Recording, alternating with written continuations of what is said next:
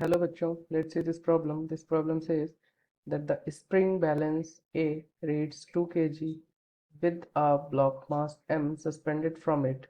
A balance B reads 5 kg when a beaker with liquid is put on the pan of the balance. The two balances are now so arranged that the hanging mass is inside the liquid in the beaker as shown in the figure. In the in this situation, it is asked to find the what happens to the given scenario. So basically इस question में आपसे क्या कह रहा है? इस question में आपसे कह रहा है कि एक मास को एक स्प्रिंग से सस्पेंड किया गया है और एक मास मेजरमेंट के लिए यहाँ पे स्केल है और दूसरी यहाँ पे स्केल है. सो इन दिस केस आपको बताना है इनिशियली जो रीडिंग्स थी वो 2 kg एंड 5 kg थी, तो फाइनली क्या हो जाएंगी. सो यहाँ पे जो हमारा की कॉन्सेप्ट होने वाला है वो क्या है.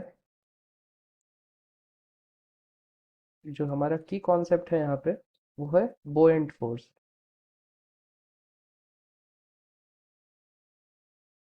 बोएंट फोर्स. बोएंट फोर्स क्या होता है?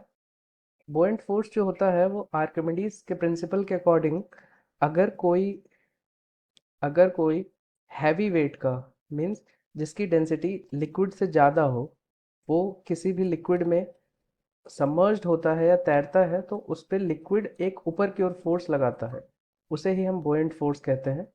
तो ये जो बोएंट फोर्स की वैल्यू होती है वो होती है weight of weight of displaced liquid. Displaced liquid. So weight of displaced liquid मतलब mass of displaced liquid into gravity. So अब मास कैसे निकालेंगे? अगर इस लिक्विड का डेंसिटी रो है और इस सबमर्ज्ड वॉल्यूम वी है किसी भी ऑब्जेक्ट का, सो हम कह सकते हैं इतना ही मास डिस्प्लेस्ड है, राइट? इतना ही वॉल्यूम ऑफ लिक्विड डिस्प्लेस्ड है.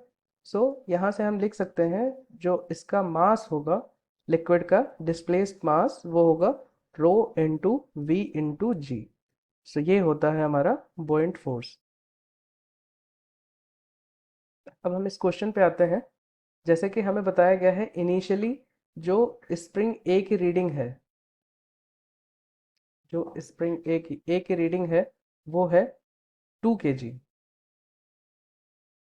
ऊपर की ओर यहाँ पे आपकी 2 kg की रीडिंग है जब ये मास नीचे की ओर हैंगिंग है. ओके, सो 2 kg. सो यहाँ से हम सिंपल लिख सकते हैं जो ड्यू टू इक्विलिब्रियम कंडीशन जो वेट होगा, वेट ऑफ ये नीचे की ओर mg फोर्स है, ये ऊपर की ओर 2 kg फोर्स है, तो ये इसके बराबर होगा, राइट? बट जब इसको वाटर में सबमर्ज कर देंगे हम या फिर किसी लिक्विड में सबमर्ज कर देंगे, सो इन दैट केस इसका जो फ्री बॉडी डायग्राम है वो चेंज हो जाएगा. ऊपर की ओर कोई एफ फोर्स होगा, नीचे की ओर अभी भी mg था, लेकिन ऊपर की ओर एक और फोर्स आ जाएगा, वो है एफ बी, मीन्स बोएंट फोर्स, जैसा कि हमने बताया था. ठीक. सो इन दैट केस जो इसका नेट फोर्स आएगा वो क्या आएगा? जो कि इसका वेट होगा या फिर ऊपर की ओर नेट फोर्स जो होगा वो आएगा F is equal to F net is equal to M G minus F P. तो आप पहले देख रहे हैं इनिशियली क्या था, एम जी था इस पे जो कि 2 kg था. अभी एम जी में से कुछ माइनस किया जा रहा है, सो नेट फोर्स जो होगा वो पहले से कम आएगा.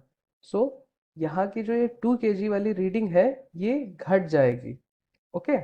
सो एक कंक्लूजन हमने निकाल लिया, जो रीडिंग ऑफ ए है वो डिक्रीज हो जाएगी. ठीक है. अभी दूसरे के पे कंक्लूड करते हैं हम. दूसरा क्या है? ये जो नीचे वाला स्केल है इस पे क्या होगा, क्योंकि इस पे इस वाटर ने इस पे ऊपर की ओर एफ बी फोर्स लगाया है. Okay. So according to Newton's third law ये यहाँ पे एक इस पे अपोजिट फोर्स भी लगेगा और सेम सेम मैग्नीट्यूड का, बट डायरेक्शन अपोजिट रहेगी. सो जो नीचे वाली स्केल है उस पे नेट फोर्स जो है वो बढ़ जाने वाला है। सो जो नीचे वाला स्केल है जिस पे पहले केवल लिक्विड का ही फोर्स लग रहा था, उस पे अब एफ बी भी लगेगा।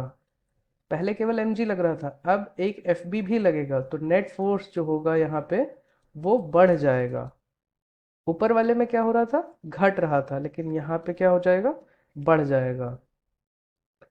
सो हम यहाँ से कंक्लूड कर सकते हैं कि the balance A will read less than 2 kg and B will read more than 5 kg। So option C is the correct answer of this question. Hope you understand it well. Best of luck.